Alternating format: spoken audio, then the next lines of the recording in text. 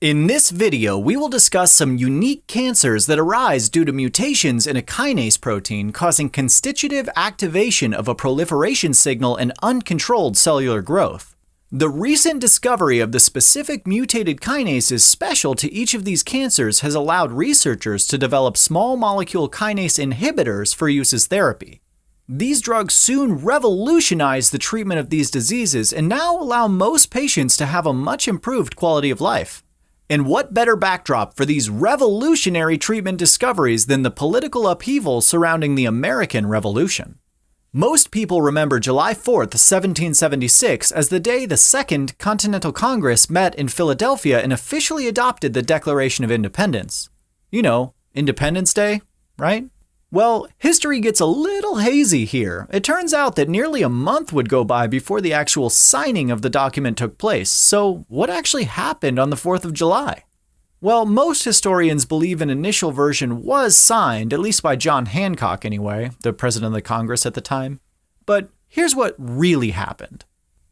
As the rest of the delegates waited for their turn to sign, John Hancock was in the middle of inscribing his overzealous and unnecessarily large signature when, doink, the nib of his quill pen snapped right off.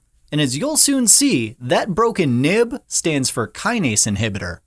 The first rebel group of small molecule inhibitors we'll discuss blocks tyrosine kinase. Each of these drugs ends with the suffix tinib, imatinib for example. That's T for tyrosine and nib for kinase inhibitor. Recall that our recurring sketchy symbol for a tyrosine kinase is a tire swing. So, up on the wall of the Pennsylvania State House, this self-appointed Congress has hung a painting that depicts the most well-known story from George Washington's youth. Yeah, you know the one, remember? He chopped down that cherry tree and his dad was like, "Come on, son." But then George Washington took full responsibility. Never really happened. Well, it turns out that cherry tree had a tire swing in it too. Yeah, no one ever told you that part of the story, did they?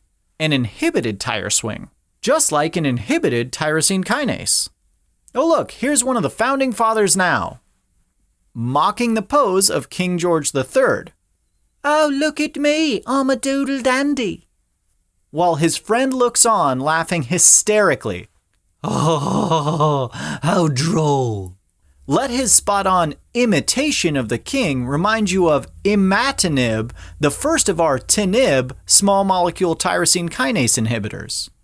Speaker of the Pennsylvania Assembly, Isaac Norris, first ordered a bell for the bell tower in 1751 from the Whitechapel Foundry in London. It didn't last long though. In fact, it cracked on its very first test ring. So, local metalworkers John Pass and John Stowe melted down that bell and cast a new one right here in Philadelphia. Oh look, the new bell was just sent over this morning. Yes, a shiny new Liberty Bell to ring in the inauguration of a new nation. Wait a minute, it's broken already? What a jip! Well, maybe it's not that bad. Yeah, you know, like on closer inspection, if you just kind of rub it. No. Well, at least it serves as a perfect reminder that the kinase inhibitors in this sketch are used in cancer chemotherapy. A cancer crab is our recurring sketchy symbol for cancer, of course, and that crack right through the center. Well, let's just say we're going to be focusing on fighting cancer.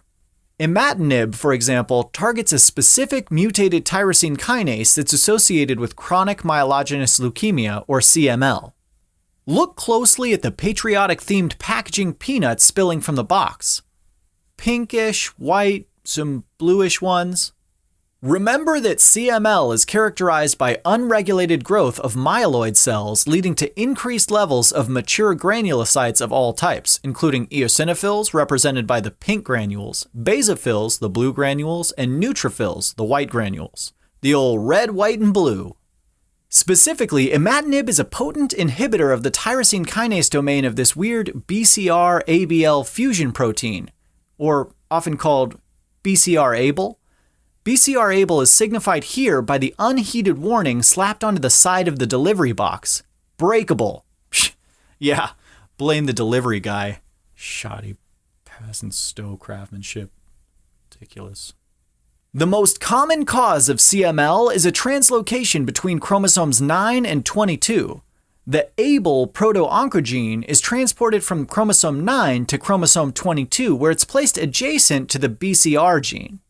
The resulting oncogene, BCR-ABL, codes for a fusion protein with constitutive tyrosine kinase activity. This protein stimulates the proliferation of granulocytic precursors and leads to the development of CML. Fittingly, this new truncated chromosome 22 containing the BCR-ABL gene is called the Philadelphia chromosome, hence the address of the Pennsylvania State House in Philadelphia displayed prominently on the box. Diagnosis of CML almost always requires the presence of the Philadelphia chromosome, which is found in up to 95% of patients. It turns out that imatinib also inhibits other tyrosine kinases, including c-KIT found in some gastrointestinal stromal tumors. You see that little stationary kit being held open for the revolutionaries to sign the Declaration? Notice that it's labeled Congress, kind of like Congress kit or c-KIT. Also, as a reminder that the c-KIT tyrosine kinase is found in GI stromal tumors specifically, the kit is propped up on a large, somewhat tumorous belly adorned with a few fashionable cancer crab buttons. It's that crab symbol again. So much symbology.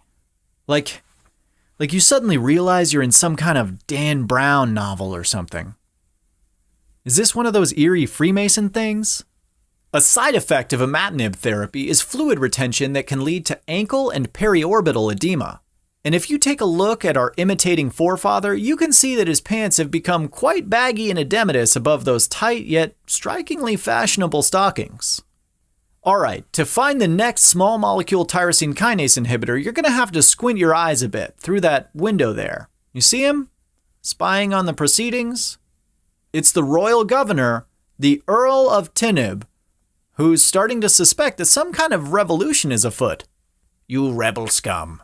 This British Earl represents erlotinib, a small molecule inhibitor of the tyrosine kinase domain associated with epidermal growth factor receptor, or EGFR.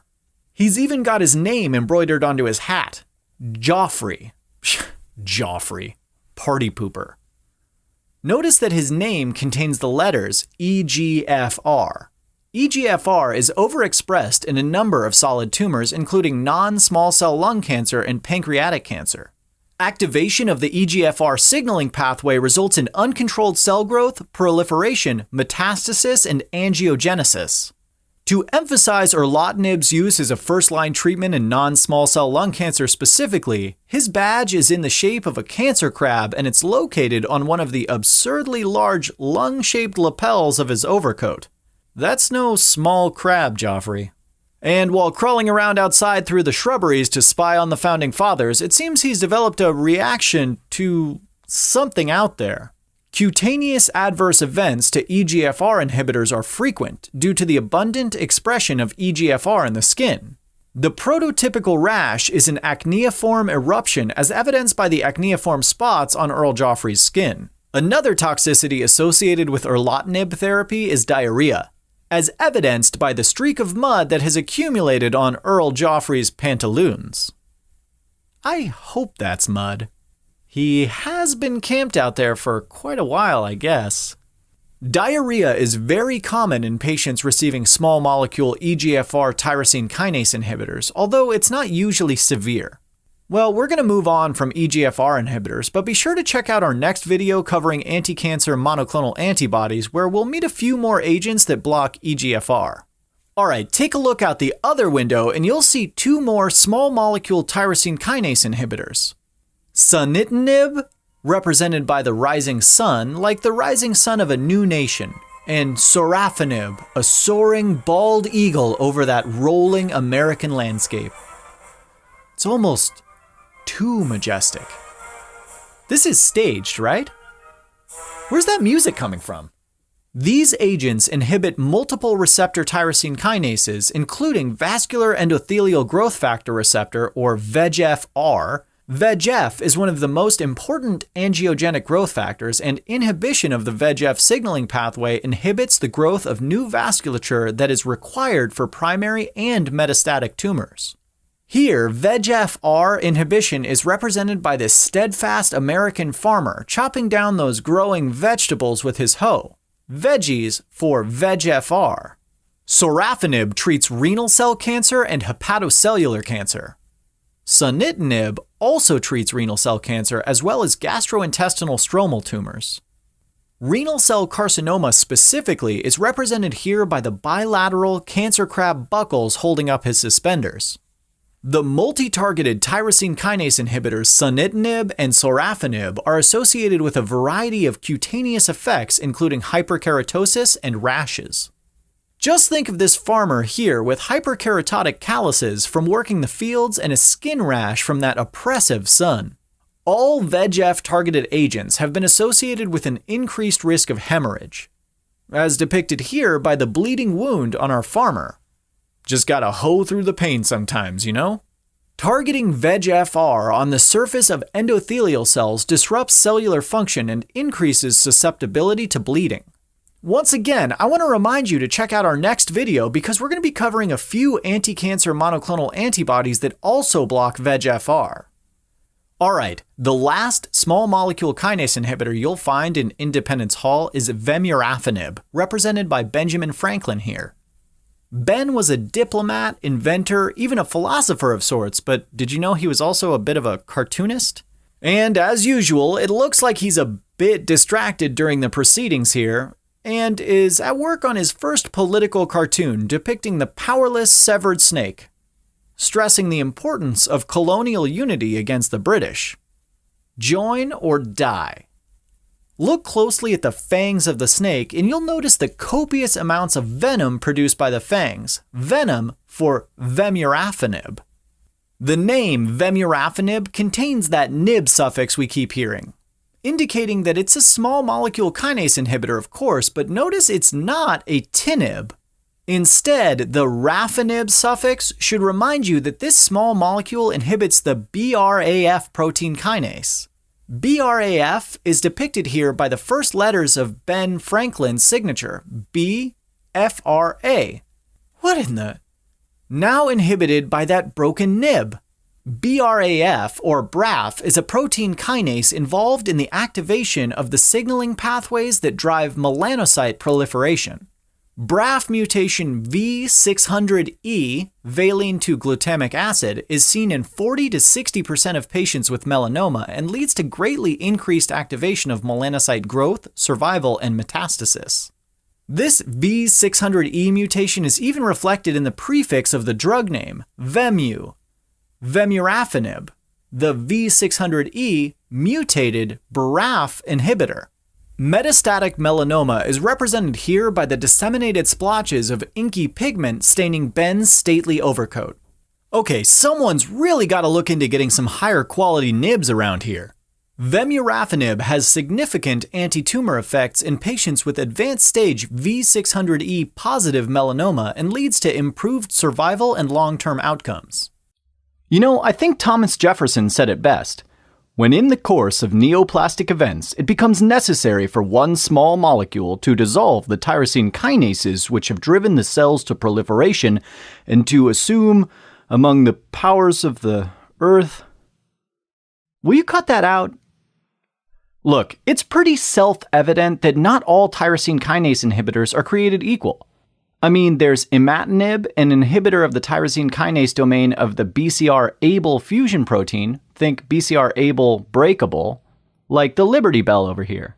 This is all caused by a translocation between chromosomes 9 and 22, resulting in excess tyrosine kinase activity, which leads to the proliferation of myelocytes seen in CML. Remember those red, white, and blue granules. Imatinib also blocks the c-KIT tyrosine kinase, which is found in GI stromal tumors. The erlotinib, that's erlotinib, is an inhibitor of EGFR. The soaring sorafenib and sunitinib, those inhibit VEGF-R. Benjamin Franklin over there, instead of a tyrosine kinase inhibitor, he represents a BRAF kinase inhibitor, vemurafenib. Remember, that's BRAF for Ben Franklin and vemurafenib for that venomous afenib snake. Vemurafenib treats the disseminated ink spots of malignant melanoma. Alright, for our last sketch, we're going to cover anti-neoplastic monoclonal antibodies. That means we're going to be moving from NIBs to MABs.